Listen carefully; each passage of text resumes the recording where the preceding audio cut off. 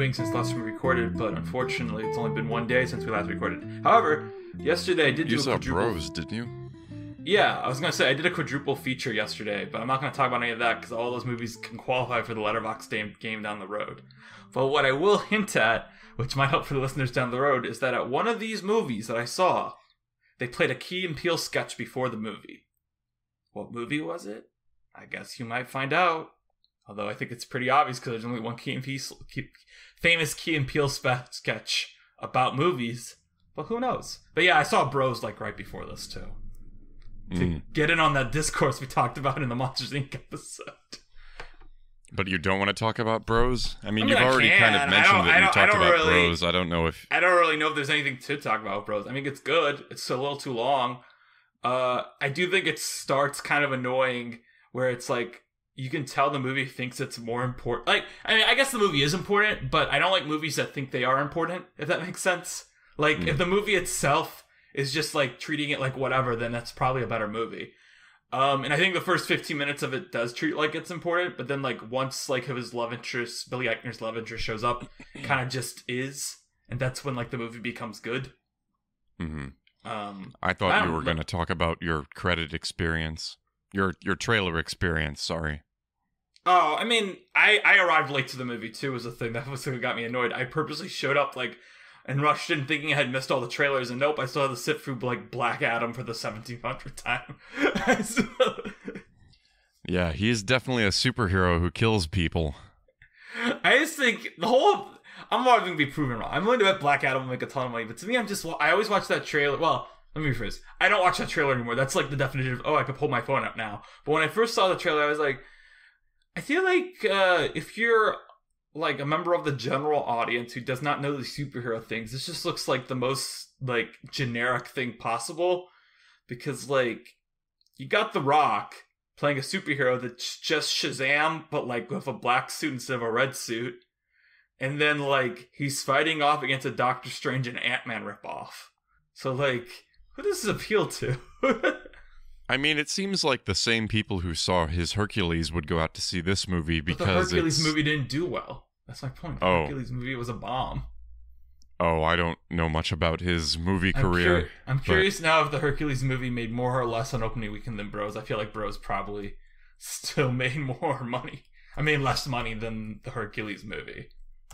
I want to ask you and the people at home, because tonight Hercules made a ton in the U.S. So see, there you go. That's what I'm saying. It's Jesus like Christ. These movies all make way more than you think they do. Okay, no, but if The Rock... Okay, let me put it this way.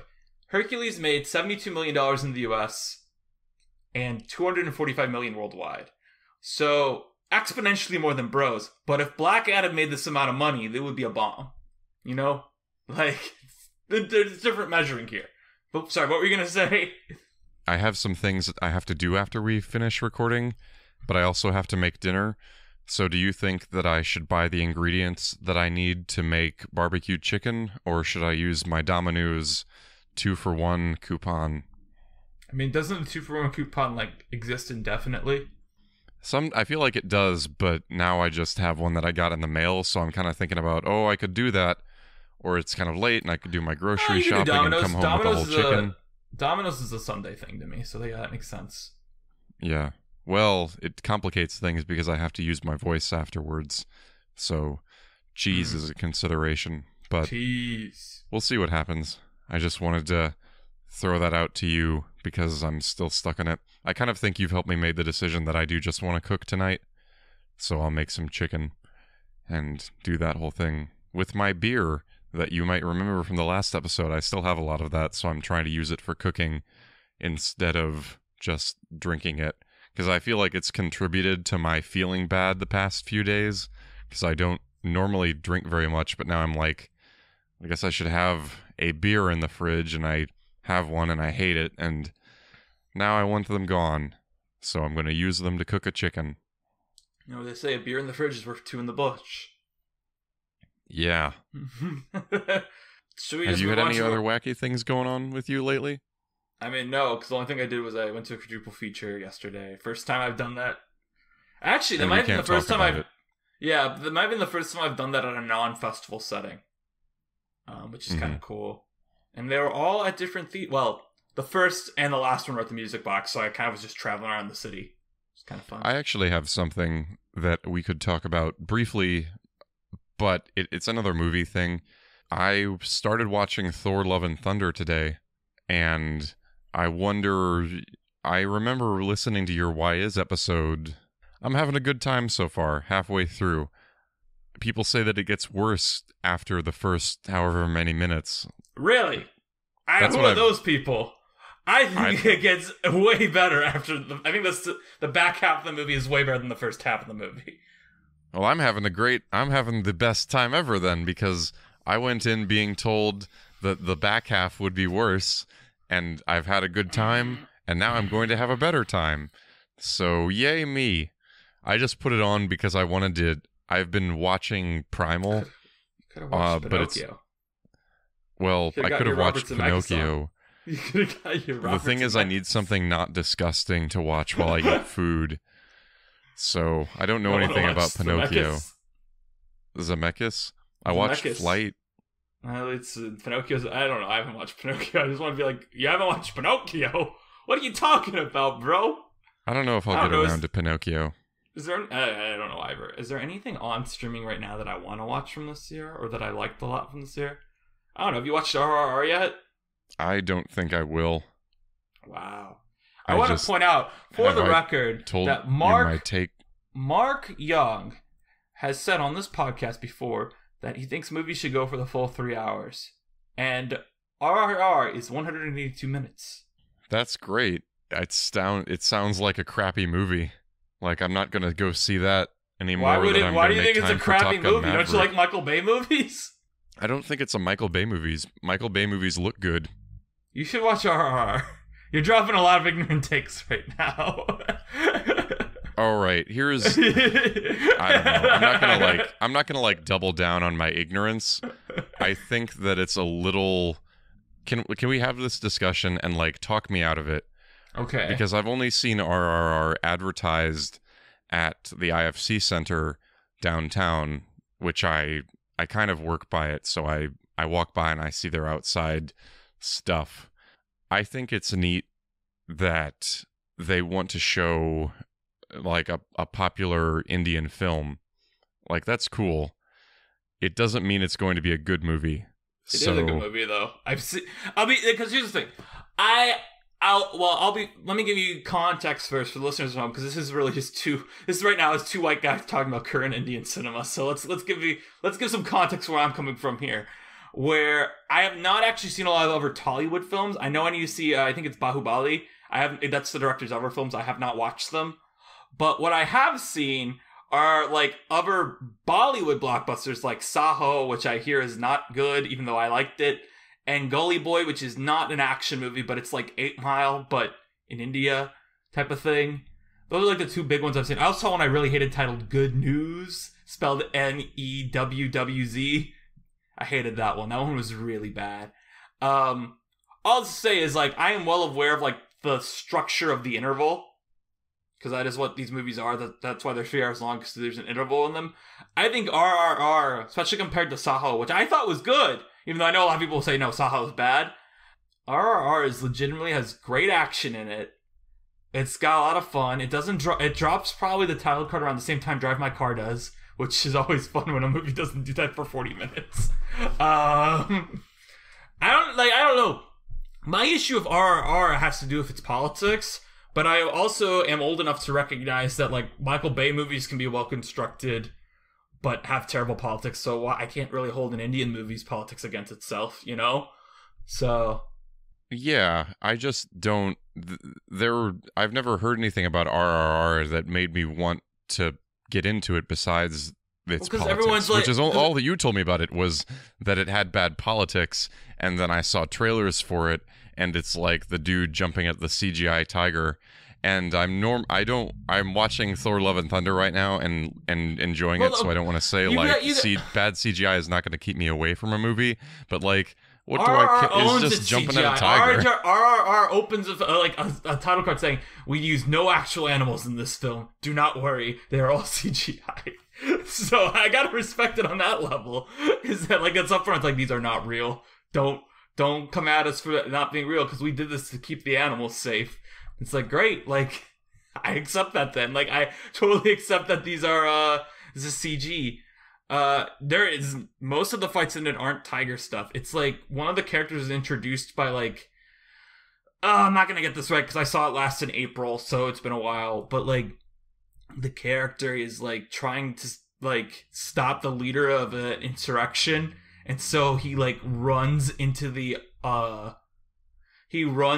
crowd of protesters and, like, fights off a ton of this is the bad guy, to be clear.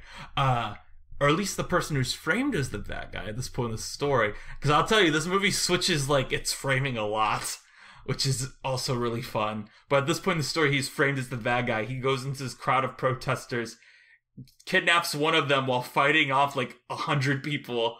And it's so over the top and fun. But most of the action is, like, yes, it's CGI augmented, but it's person-on-person type of thing. It's not really the tiger. Don't expect a lot of the tiger fights. Although the tiger does play a part in it, too. I don't know. It's hard to describe, again, because also I saw it, like, 6 months ago. But, like, I would not be, like, someone who's, like... I have never heard anything positive about it. Well, then you're definitely not in the same circles as I. You're not in the same circles as me at all, because I am the only person who has something negative to say about it, I feel like. And my negative thing to say about it is, it's got bad politics, 4 out of 5. It's like, you know, like, I'm still like, this is an A movie, it's just, it's got bad politics. Like... Have you watched Cholet? No. If you ever heard of or watched that documentary, The Voyage of Cinema or something like that, I learned of it through that documentary series way back when. I'm sure I'm saying way back when because I don't think documentaries like that have aged very well, but Cholet is my point of reference for Bollywood action movies. But again, this isn't Bollywood, this is Tollywood. Get it right, bro. They're different. They're different industries. They are different. Honestly, that's fair, and I shouldn't be an ass clown.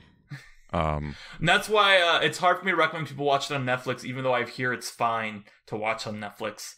Is that Netflix only because Indian films have this weird rights thing where it's like they sell the rights to different languages to different streaming services. So Netflix only has the Hindu version. You cannot watch it in Telugu on Netflix. You have to get a separate streaming service for it. Although I hear the other streaming service is quite good if you want to do a deep dive into, like, Indian cinema. Both Bollywood and Tollywood. But to me also, you know me, I'm like, the theatrical experience is better than everything else. And ergo to me, the idea of me sitting home watching 3-hour-long Indian movies is not, like, Indian blockbusters to me is not particularly fun. Especially when in Chicago right now, I could go see 3 of them in a theater right now. Like, there are 3 separate ones currently playing. Actually, fun story there, side story. And the listener of the podcast is going to be like, hey, that's me, when I tell this. Is a friend of mine was like, I'm debating on either seeing The Thing at midnight at my theater tomorrow, or apparently AMC is showing The Godfather. I'm like, are you sure it is not the 2022 Indian film just titled Godfather instead of The Godfather? And he's like, dang, you're right. Good thing I said that to you, because otherwise I've gone to AMC and been really mad. Now I might get around to it, but... It's better than Pinocchio. I'm sure it's better than Pinocchio. There has to be some kind of personal connection. Up until now, all I knew about it is that it's some very popular action movie with bad politics. I gotta say, there was no other hook. But the best thing you've told me is that it drops the title card 20 minutes in. 40. It's 40 minutes. 40 minutes in. It's 40 minutes. That's the kind of thing that'll get me in the theater. I'll be honest. The moment... I was not fully sold on the movie until the title card, but not because of the title card, but because the thing that directly precedes the title card is probably the most hype moment in action movies I've seen in such a long time. I cannot think of another moment, and that includes like Everything Ever All at Once, or like I'm trying to think of another great action, or like the John Wick movies. That moment of action in RRR that precedes the title drop is just like so awe-inducing to me. It's very Bad Boys 2. It's a movie in general. Well, that's by the way, side note, get me in the theater. I will pitch this now on the air, and then you can be like, Danny, no. But I think it would be fun that, unlike my other two podcasts, I think this is the first one that I've had where we could do like a bonus episode around Oscar season where it's like, here are our actual like takes on the movies of last year. Because we talk about movies so much in these intro sections that we'd be like, all right, here's our personal best picture, here's our personal best performance, here's our personal, you know what I mean? But that's something we can figure out in February. Podcast. Yeah, where my two co-hosts hate the idea of talking about the modern movies. You know, I don't like it any better. It's not true. You literally came in to talk about Thor: Love and Thunder. Well, I think that if it's me having a funny experience, I don't mind that as much. I don't mind saying that I don't think Thor: Love and Thunder is a great film. I don't really want to give it serious airtime. That's the thing. If I were to do that with all of these Oscar movies, is I would have to like research them and watch them. No, you misunderstand. You misunderstand. Make my life worse. I'm not saying we do an Oscar special, air quotes. I say we do something like, and now you're gonna kill me because I mentioned Blank Check, but actually it's kind of funny, is that on Letterboxd, my yearly awards ceremony, because my username on Letterboxd is Blankmans, has always been the Blankies, and that like goes back to 2014. And Blank Check premiered in 2015, and they called their end of year award show the Blankies. So now everyone just assumes that I ripped them off, but I have proof dated back to that the first Blankie went to Boyhood, and that it predates their podcast. But whatever. My point is, though, more not that we watch the Oscar movies, but we just say, oh, this was our favorite movie last year. This was our personal favorite performance last year. Not like we go like, oh yeah, the whale was not that great, you know? Like, we don't need to talk about the whale or like the sun or stuff like that. I'm saying we talk about just what we liked. Wouldn't we have to watch them all though? No, we don't. Mark, I'm just saying like we go like, oh yeah, my favorite movie last year is Everything Ever All at Once. Interesting. Have you seen The Whale? No, I didn't. Like, you know, like we don't need, like, the Oscar voters don't watch all the movies nominated. Why do we need to? Well, that's because it's bad. You know, Mark, why does anything exist but to provide a platform for advertisers? Let's jump back to the beginning of my pitch, okay?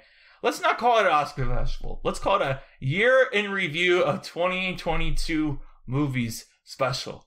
Let's not give it like an Oscar title or a superlatives title. If we did like, what did we watch this year? I'm just saying we time it with the Oscars because personally for me, I'm still watching 2022 movies in January, and you know I'm still watching the previous year's movies in January and February. So like, wait till we're actually wrapped up on it. We could do a year in a review. Yeah, but in March. Type of thing. We would do it in March. Why wouldn't March or February? Don't the Oscars come out in January? Oh, they're usually March or February. The earliest Oscars in recent memory was when Parasite won, which coincidentally was really good. They held it early because if they held it when they normally did, COVID would have canceled it. But no, the Parasite one I think was held like the first or second week of February. So and that was like the earliest one in recent memory. Everyone can join us next time when we'll check back after Danny has sued the Blank Check folks and I've watched RRR. Because I will now. I should.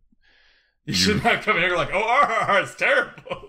I know you didn't actually say that. No, I don't know. I feel truly, I see the posters outside the IFC Center. You tell me it has bad politics. It's a dude jumping at a tiger. It has bad politics, but so does every Michael Bay movie. So, to me, it's like... you didn't... You got me... You let me do my setup and not the landing of my statement. Fine, go. It's just... It was like... There was nothing there for me. So... And it was like the lost city of Z in terms of out there special effects. So... Are you referring which I haven't to the seen James either, but it's just Gray another thing. Film or the Channing Tatum film?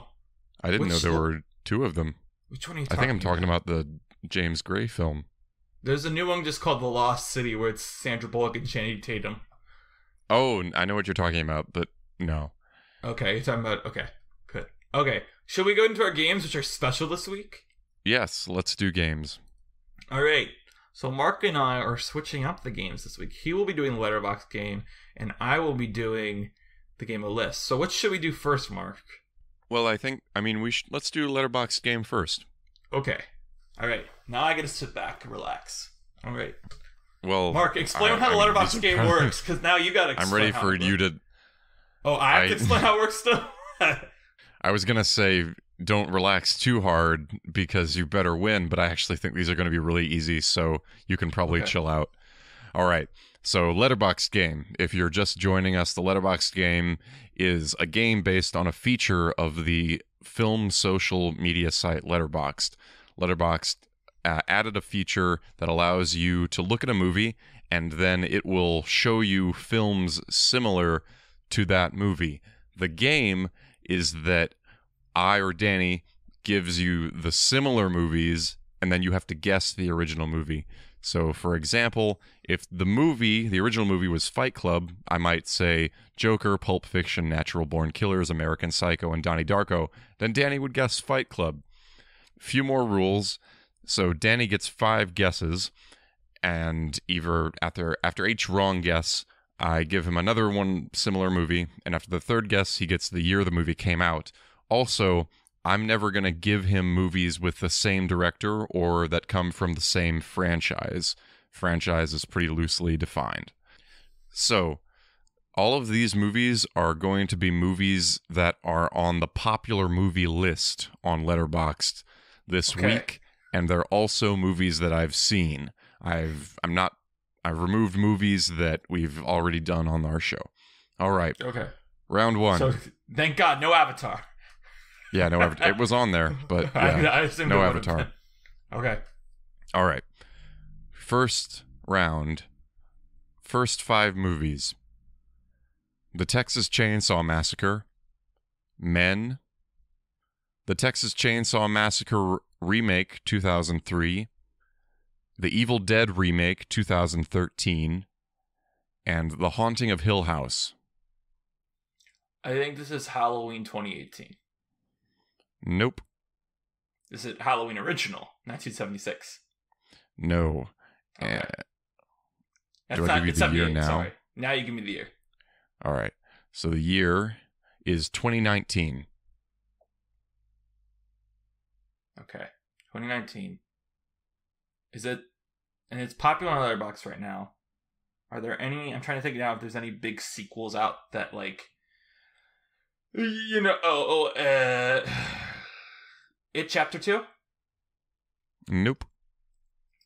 Now you give me another movie. Next movie you get is a movie called May 2002. Okay, so 2019 horror. Is it the Pet Sematary remake? It is not the Pet Sematary remake. Next movie you get is Us. Alright, and this is the last guess. So this is when you do the recap for everyone.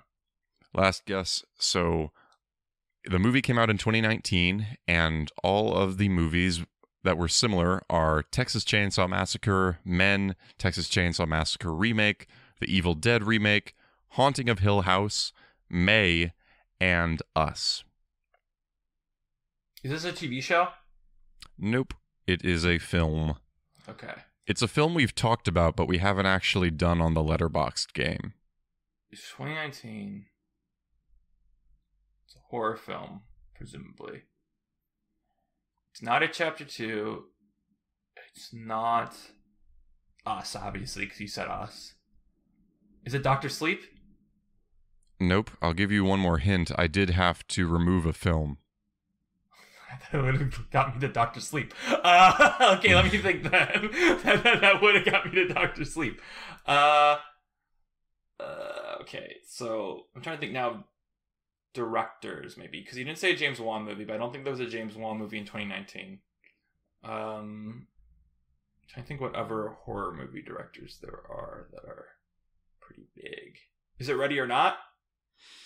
It is not Ready or Not. I'm gonna let you have it. I was thinking it was Scream. All right, but go on. It is Midsommar. Oh, yeah. That's why. That's a movie I repressed. Really? Yeah, I don't like it. I mean, okay, I just repress Ari Aster's existence. I think that I have such a... You know that I have a complicated relationship with all of his movies.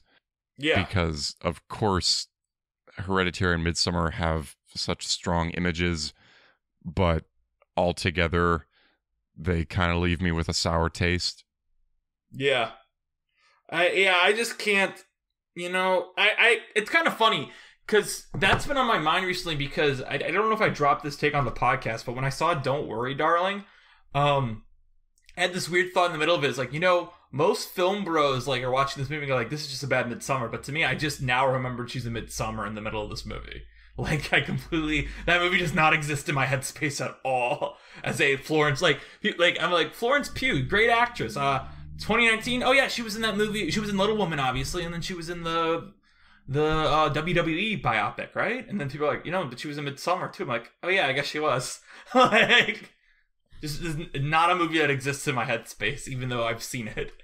Okay, so my thing about Midsummer is that right off the bat, the person, this isn't even really a spoiler because it is how the movie opens. Like, the first shot is someone with bipolar disorder kills their family, and right off the bat I'm like, all right.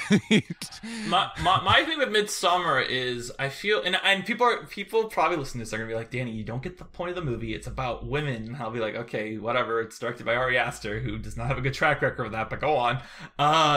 But to me, I feel like the movie is like building to this really interesting story where like William Jackson Harper is going to team up with Florence Pugh. But then as soon as like that thread starts coming in, of course, William Jackson Harper is the first character to die because he's the only black character. So it's just like, well, he was the interesting, like, he and Florence Pugh's relationship was the interesting part to this movie to me, where they both kind of are aligning with not liking the main dude, and now he's gone, and now it's just Florence Pugh doing, like, obviously great acting, but, like, she's all isolated from the other actors now, so I'm not interested anymore. Like, yeah. People will be like, but Danny, that's the point of the movie. William Jackson Harper wasn't a good guy either. I'm like, yeah, I know. Eventually he would have died. He didn't need to be the first one to die. We could have had him. It's not Eyebrow Guy that dies first, is it? I'm pretty sure it's William Jackson Harper who dies. I'm pretty sure William Jackson Harper. But he doesn't die last, does he? No. I'm trying to think of who I wanted to keep around. I mean, I would have in mind Will Poulter sticking around too. He was funny at least. Like, he was That's a right. dumb. He even has a memorable name, and I called him Eyebrow Guy. I'm so sorry. He's the guy who. Never mind. There's something about him that's related to this podcast that is funny. I just realized we didn't talk about the Pixar news, but we can do that after the games if we want to. Briefly. Yeah, sure. Yeah. We're all alone. We can do whatever we want. We can do whatever we want. All right, give me the next round. Let me give you the next movie. Yeah. All right. Your similar films are The Housemaid, A Son, Squid Game. Do you mean The Handmaiden? No. No, Housemaid? What's a housemaid? You can't just give me a housemaid and move. Sorry, I don't know what that is.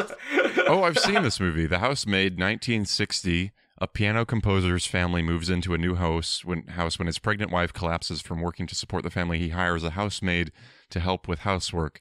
Directed by Kim Ki-young. It is a really good Korean horror movie. All right. Okay, so that one, A Son, go on. A Son, then Squid Game, Us, and The Purge. I'm going to go with Parasite. I know it's one of Letterboxd's most popular movies, period. It's Parasite. Yeah. All right. Congratulations. It's like the most popular movie on Letterboxd, period. So let me check out The Son. A family of four fractures under the weight of unmet expectations. I've heard A Son is good. Isn't that the recent one from like 2019 or 2020? It is, yes. Yeah, I've heard good things. I just haven't got around to it. Last movie. Your related films are Urban Legend, Behind the Mask, Valentine, I Know What You Did Last Summer, and Halloween. I think this is original Scream. It is original Scream. How'd you know that? Well, because, okay, I was thinking it was the Halloween remake, and then I was like, well, and then you said Halloween, obviously. I say remake, the 2018 one. And then I was like, okay, so what franchise didn't he say? And I was like, oh, well, I Know What You Did Last Summer is written by Kevin Williamson, which is Scream, and he didn't say any of the Scream movies. Yes. Then I went with the original because it's being Halloween, so, like, people are probably starting their marathons now. They're not necessarily onto the new one yet. Mm-hmm. And most people would probably they'll probably just do the original and maybe the new one. Or they'll do just the original. So. Mm-hmm. Yeah. Nice. All right. Good. What were the other two hints you were going to give me for both Parasite and Scream? I'm curious now. Because I usually say that. All right. So for Scream, They were Prom Night and Friday the 13th. Oh, those wouldn't have helped me. And then for Parasite, they were The Killing of a Sacred Deer and Get Out. All right. Are you ready for my game of lists? Yes. All right. So first off, let me tell you why I specifically asked for it, and then I'll tell you that I'm not doing that. So initially, my plan is that this is the time of year where I go to the Chicago International Film Festival. So I was going to ask you questions on my personal roster of films I was going to see. However, I made my personal roster of films I'm going to see, and I don't think anyone at home will be able to play along with it, because the biggest film on it is Broker, which is the new film by the director of Shoplifters. So I'm like, no one at home's going to be able to play along with this. So I'm not going to give him this, because it's going to be too obscure. Honestly, since Shoplifters, I have not been super aware of his work either. Yeah, so that's my point, is like, I don't think anyone will be able to play along, and I don't think it will be that fun, because I'm not seeing big movies. Now, one movie that I intended to see at the festival, the Chicago International Film Festival, is the centerpiece film, which is Glass Onion, a Knives Out mystery. And why is Mark laughing? Mark is giggling at the title Glass Onion. It would be so funny if you asked me a game of lists about Knives Out. I mean, it is kind of related, is that Glass Onion is screening at the Music Box here, and at the time between me asking for this slot to do the game of lists and today is that Netflix has finally announced their plans for a theatrical release for Glass Onion and Knives Out Mystery, which is that it will be released in 600 theaters nationwide for 1 week only at Thanksgiving. Now, I made a list on Letterboxd 2 weeks ago, that's how I decided to do this, titled Netflix and Chill at the Theater. These are the films that are Netflix original films that I have seen in a movie theater. Glass Onion will probably be the 20th film to make this list. I have 3 questions for you about the other 19 Netflix films I've seen in theaters. That is what I'm quizzing you on. The Netflix original movies that I've gone to see at a movie theater. So the first question, in my opinion, these are ordered from the easiest to the, you'll see. These are the first question is the only 3-part question. Okay? Okay. I've seen 19 Netflix films in theaters. 3 of them I have seen twice in theaters. What are the 3 Netflix movies I've seen twice in theaters? Good question. I think one of them might be Knives Out. Knives Out is not a Netflix movie. The first Knives Out does not it does not retroactively become a Netflix movie. So I will tell you right now, Knives Out is not on this list. Knives Out is not. That's a Lionsgate film. Because I thought it was out there. So does not count. I'm surprised. So 19 movies have been made by Netflix, which got a theatrical release. So here's the thing.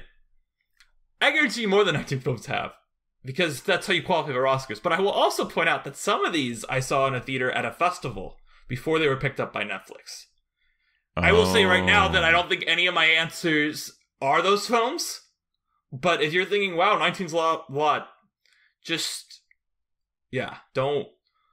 I don't think any of my questions are like ones where it's like, oh, gotcha, I saw this at a festival, you know? So. Yeah. But that is how the number got so high. Is that some of these I don't believe. I think, I'm looking at it now, I think 3 of these never got an actual, release. But I saw them at a festival before they were picked up by Netflix. It's just gonna be. You go in This phases. is the easiest question, so that's why I'm like. To me, it's think about Netflix movies that definitely got theatrical releases.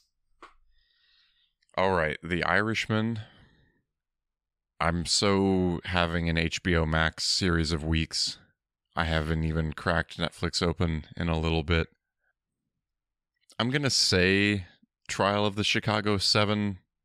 Because I don't think you saw it twice, but maybe you did for the Snub Club.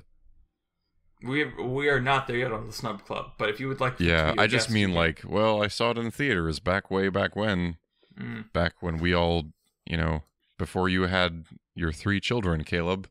Okay. And I'm just imagining what a conversation in the future on the Snub Club would be like, and you're all older, so I'm trying to indicate that somehow. Ooh, why am I thinking of Amazon releases? There is an Amazon release I've seen twice in theaters. I'll just say that right now. That's Sound of Metal. I saw Sound of Metal twice in theaters. Once at a festival.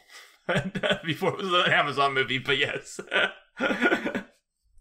Did you see the Bong Joon-ho movie that I forget the name of? Okja? Twice in theaters? Okja? Is that your final guess? Yeah, Irishman, Chicago 7, and Okja. So Mark is not starting well. All three of these are wrong.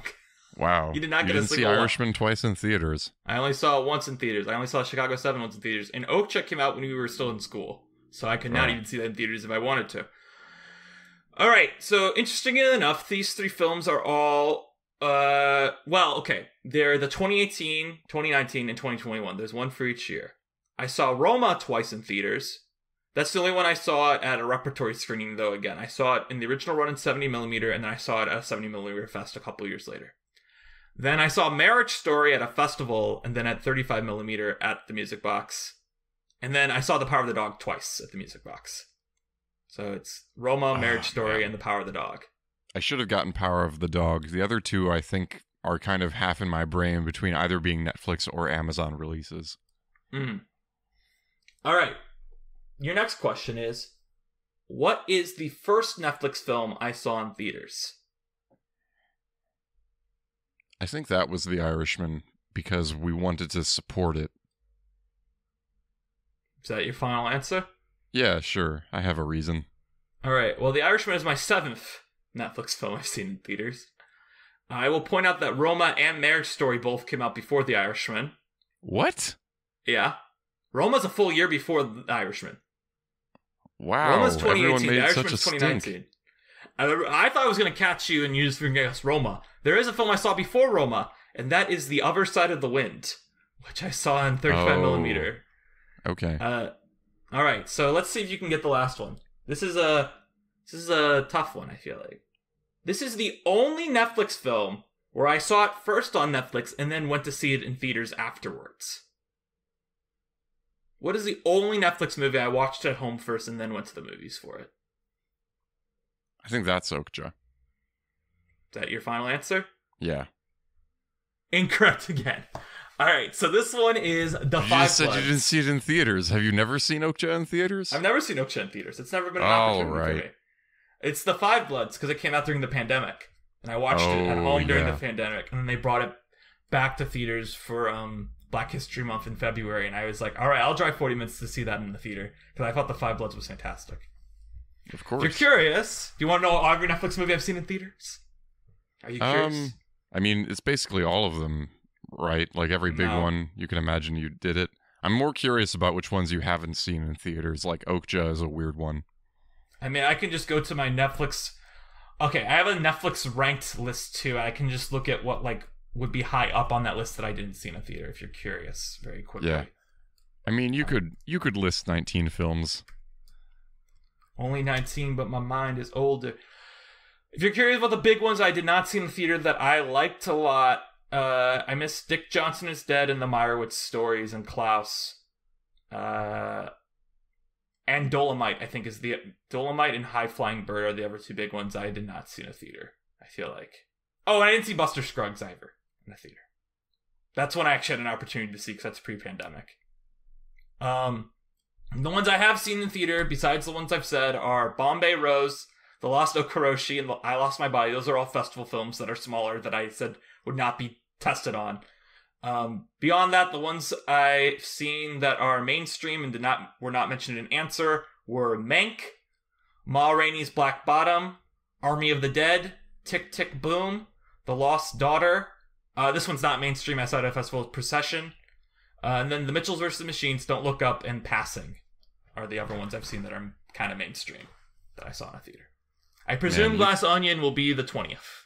You telling me that these movies were Netflix movies is something that I knew, but hearing it now is like hearing it for the first time. I'm like, wow. I was honestly surprised you never guessed Tick Tick Boom. I presume you just forgot it was a Netflix movie. Yeah, no, that's what I'm saying. I forgot all of these were Netflix movies. I don't know why. Like I've seen, according to my Netflix ranked list, I've seen 86 Netflix movies total. The worst one is The Wrong Missy, which is a Rob Schneider movie.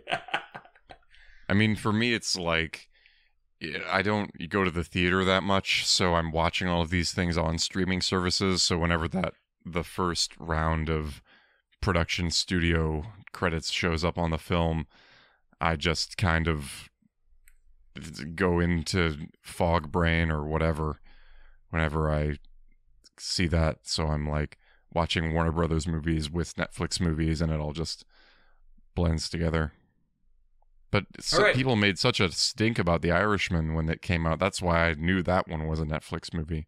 Well, Irishman I very specifically only saw once in the theater, because I remember the first time I saw it, I was like, that was really good, but I was so tired by the end of it. I do think it's kind of designed for you to take a pause break for it. As much as some people might get mad at me for saying that. Thelma Shoemaker can make a movie seem fast, but when it's 3.5 hours long, I need an intermission. Sorry, Thelma. Selma? Thelma Shoemaker. Thelma. Ah. Yeah. Now, should we say the brief Pixar news that came out this week? Yeah, sure. I saw Enrico Casarova, director of Luca, tweeted that he's working on a new original film. And Domi Shi gave an interview where she said she's also already working on another original film. So yay, Luca and Turning Red fans. We don't have to sit for a sequel, hopefully. At least not one made by the original people. And moreover, this is the bigger thing, is they're not leaving the studio, because Pixar's been bleeding a lot of talent recently. So it's nice to hear they'll be sticking around trying to make something more, you know? Yeah, good. But we don't know what those are. They're so early in production. They're in the ever.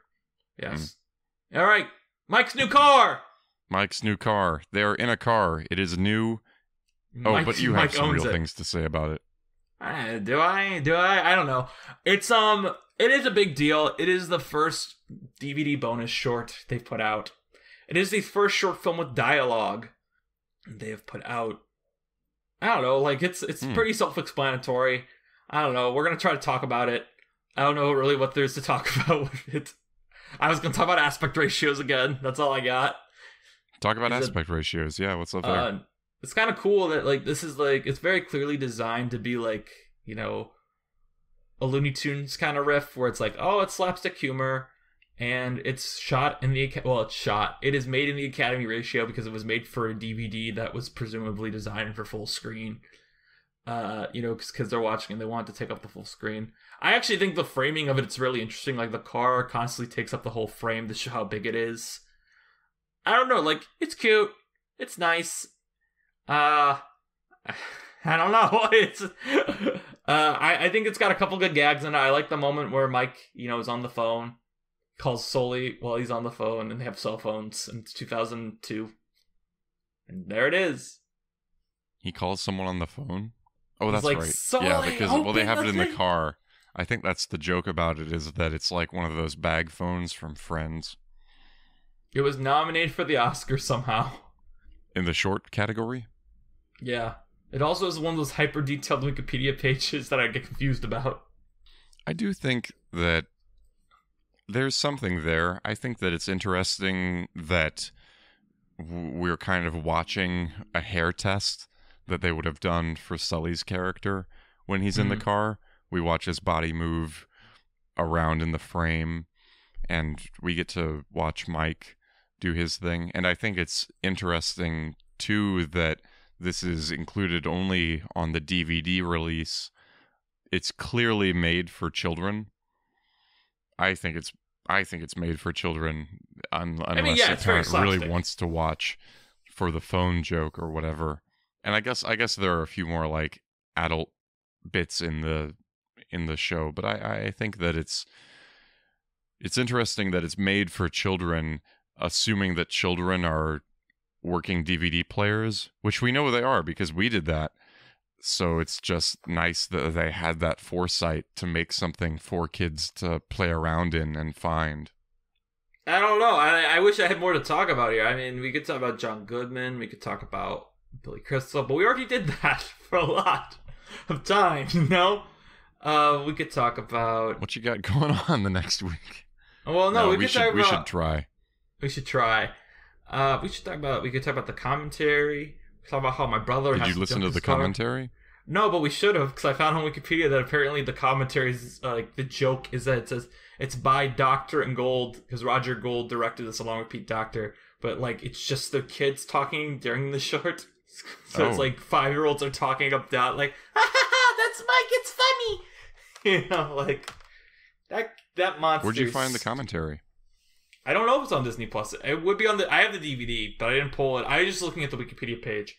Let's see if it's on Disney Plus. I'm opening up Disney Plus right now. I like the part at the beginning where they reuse. Oh, yep, there you are, watching Thor: Love and Thunder still. I'm opening up Disney Plus, and for some reason, I put me on your file first. Should we watch this real quick? I feel like this is more interesting than the short.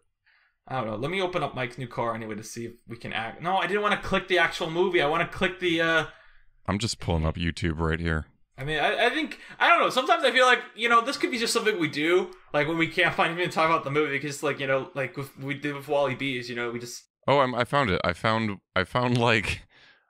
a serial killer-esque screen recording. Oh, I found it, too. You want to watch that real quick, and then we'll talk about it?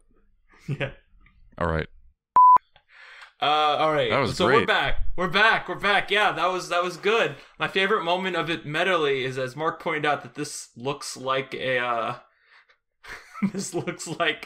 serial killer shot it, and then about halfway through, the guy taps the TV and fixes it. Is that what you laughed at? Yes. It's like, what on earth are we watching?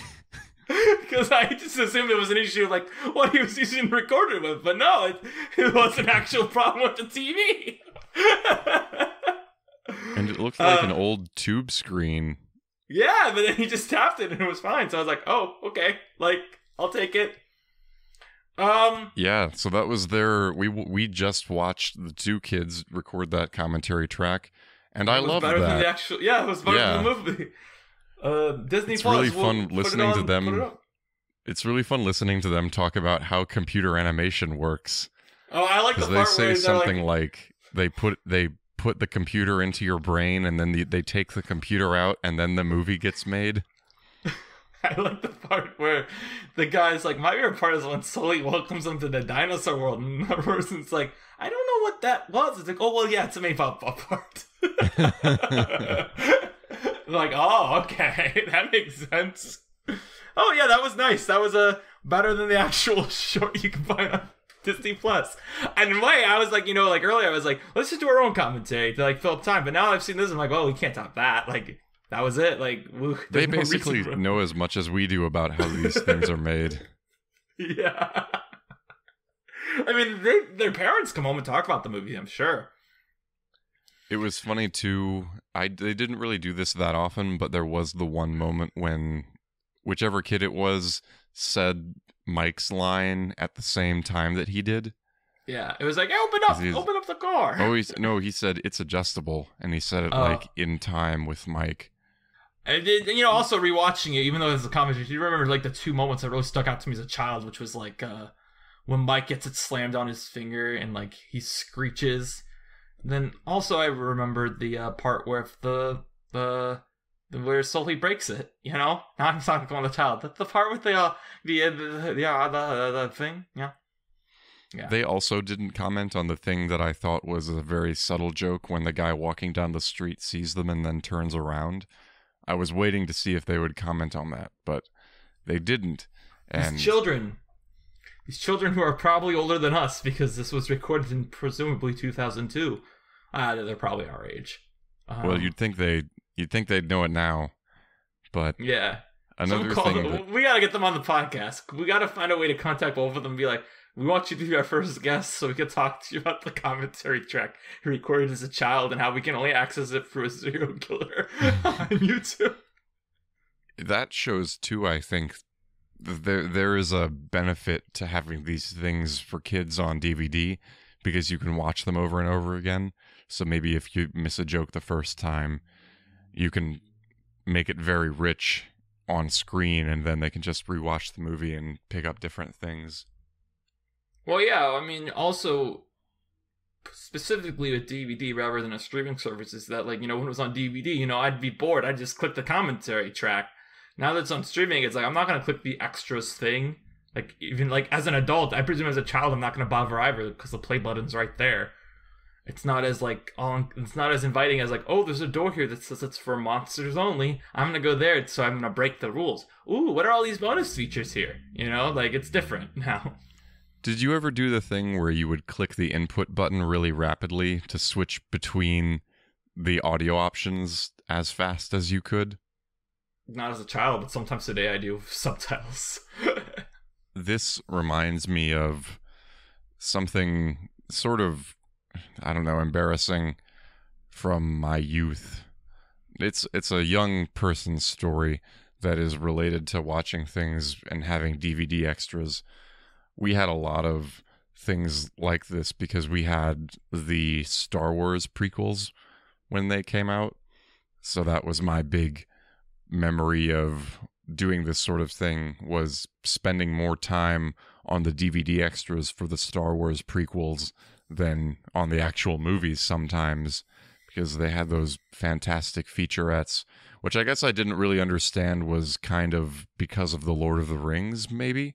It does seem like, let me see, when was the first Lord of the Rings DVD release? Lord of the Rings DVD release date was August 6th, 2002, and Monsters, Inc. DVD release date was September 17th, 2002. So... No, I did, because I mentioned that in the last episode, like, these used to have such long windows. Well, theatrical, this is what I was mentioning kind of last time, was like the theatrical window is so much longer that, you know, this movie came out in November of 2001, and then it doesn't come out on DVD until September 2002, which is crazy. Actually, I meant to look that up last time. I forgot. Maybe now would be a good time to look it up, is how much Monsters, Inc. actually made, like in the original run. Because I'm curious, because I feel like, you know, what's it? Bug's Life, that's what I'm trying to think of. Bug's Life made a lot of money, but it did not make a shitload of money. You know what I mean? All right, yeah. This made $255 million in its initial run, which I feel like is pretty good. I guess I would have to look at like what the count, like what the not the calendar, but you know what I mean, how much money, what the biggest movie of the year was in 2001. I know Shrek probably made more because it's Shrek. Oh, I didn't. You know what the number one movie of? Do you know what the number one movie of 2001 was, Mark? Was it just Lord of the Rings? All right, let's play the box office game. Just kidding. We're not gonna rip that off. Monsters, Inc. was number 4 at the domestic box office. Can you name the 3 films that you think would be higher than it? That's it. Matrix so Lord of the Rings can be one of your 2. guesses. Lord of the Rings can be one of your guesses. Lord of the Rings, Matrix 2. Matrix 2 is not a 2001 movie. Titanic? No, that's 99. These are all big franchises. That's a hint. Monsters, Inc. These are all big franchises. The only movie in the top 10 not to be a part of a franchise at some point is number 7, which is Pearl Harbor. The rest are all part of a franchise, including Monsters, Inc. Well, Star Wars didn't have a release that year. Spider-Man 1? These are 2 franchises that I would say defined the 2000s. And all these are the first entry in the franchise. So Lord of the Rings was Fellowship. It wasn't Two Towers. Can you think of the other 2 franchises that started in 2001? That defined the 2000s? I would definitely say these defined the 2000s, like the aughts. I don't know, Snow Buddies? Come on, dude. I'm going to say them. You're going to be that mad. Defined the 2000s. Do you want me to tell you them and be mad? Yeah. Shrek, obviously, okay. Better. And Harry Potter. The first Harry Potter was 2001. Okay. Yeah. So, and then Lord of the Rings is smack in the middle of them. Harry Potter was the biggest of the year. Gotcha. Yeah. But, well, yeah, and then Monsters, Inc. is... Can you guess the movie right behind Monsters, Inc.? No, you can't. It's Rush Hour 2. Rush Hour 2 is the 5th biggest film of the year. Well, to finish my sort of cringe tale is I was really big into the DVD releases and things. And in high school, my senior year, I had a really, really good history teacher. We learned a lot from him about... It was kind of one of those college prep classes, so we learned study skills that other people, I think, didn't actually learn in college, and about, like, speed reading and just stuff like that. But anyway, we had to write a history paper for our final, and I wanted to write about the history of visual effects, specifically computer-generated, like computer-assisted visual effects. and I forget how I narrowed that down. I probably like didn't very well because it's such a broad topic, and everything about that paper was completely nonsense. But what I got to do for it was watch the bonus features for the Star Wars prequels and the Matrix movies just over and over again. So I remember one of the things about writing that paper was like the days before it was due, just sitting in front of the television with my laptop, making sure that going through the draft and like making sure that I got names right and dates and things like that by going back and forth between these DVD extras. And it's crazy how beneficial that was, being exposed to the scope of movie making, because I was focusing a lot on the Matrix sequels, which had an enormous budget and were much crazier than the first one. So in a way it was really great because you got to see how crazy things were and could be. Like the far end of high budget movie making, you saw how things were done, but that didn't really expose me to small scale movie making and just the basics of doing indie filmmaking, like getting sound right or anything like that on the far end that you might learn if you made the similar production heavy focused DVD feature content that you might get from like even something like Evil Dead. Or I imagine now thinking it would be really great to see something like a Jim Jarmusch making of movie, because those movies are so low budget, but of course that's the kind of thing that you have access to. If you get some good actors in a room, you can make something like that, but you have to know how. Criterion of Jim Jarmusch that has that? I don't know, because the thing is, recently, I know what you're talking about, and I don't really want to go fully ahead. I like I've been recently getting back into bonus features. Particularly what I did a few months back is when I watched Inside Llewyn Davis for my Marvel podcast. Don't ask, there's a whole story there. I opened up my Criterion and I noticed there was both, I've talked about it before, there's a concert film of the Inside Llewyn Davis soundtrack. Oh, yeah. There's also like a 45-minute like making of, where I actually really liked it, because the thing is everyone went into depth on the cinematography and went in depth on the costume design and went in depth on producing the music. The only thing I did not go in depth on, which was the Coens in themselves, which I like, because I don't really want to know like what Inside Llewyn Davis is about according to the Coens. I have very little interest in that. So for them to be like, oh yeah, we wanted to make this movie about this folk singer, and like they just leave it at that, and the rest of the documentary is about everything else, I'm like, great, like I don't need to know your reasoning behind the movie beyond that. But like my point is like there was like a nice 45-minute like this is how we made Inside Llewyn Davis. So I feel like the Criterions might have like a good Jim Jarmusch making of, possibly on one of them, hopefully. I think a lot of that has to do with early things. There's just not a lot of documentation. Now there is. I think if you made making a movie for some indie filmmaker we haven't even heard about yet, there would be a ton of documentation, because people have learned that BTS is part of the indie filmmaking process for record keeping and independent. What? He said we just decided to do the dynamite. Oh. You're like, you did not have to, Danny. You absolutely did not have to. We all make mistakes. Well, like well, that was Mike's new car, everyone. We got something out of it. It might have been a little ambly, and Mark really got it more than I did. The last thing I have to say about Mike's new car is on the Wikipedia page, which I saw was hyper detailed. I just noticed that it says, unfortunately for Mike, anything that can go wrong does go wrong, and it's hyperlinked to Murphy's Law. Wow. That is Mike's new car. Mark, what are we doing next time? What? I have no idea. Did we explain why we switched things around this episode? I did, because I said I was going to do my festival lineup, and then I discovered my festival lineup was not that good. Oh, it was just because you had the festival lineup coming up? Yeah. Oh, okay. Well, I tell you what, we're going to have up next. And Finding Nemo. Yes. Wait, no, we're not having Finding Nemo next? Well, on our thing, we have that special that we talked about, which we need to schedule. Yeah. So there might be a special coming up. There also might be not, Finding Nemo. Never mind. I mean, if you want to know behind the scenes what we got going on, we have like very packed end of October things. So we were thinking about maybe doing something that we can crank out. But like the thing is, if we crank out something, we're still doing something. I don't think we should have a week with no content. We'll think of something. We might have something very cool if we can get the scheduling right. But if we don't have something very cool, we're going to do Finding Nemo with Carson Hume. And yeah, that'll be our next thing coming up. Finding Nemo, finding Humo, finding an episode. Do we want to give this something, Danny? We'll give it a worth looking up the commentary track on YouTube. Yeah, that's what I want to give. I want to title this episode. We watch the commentary track.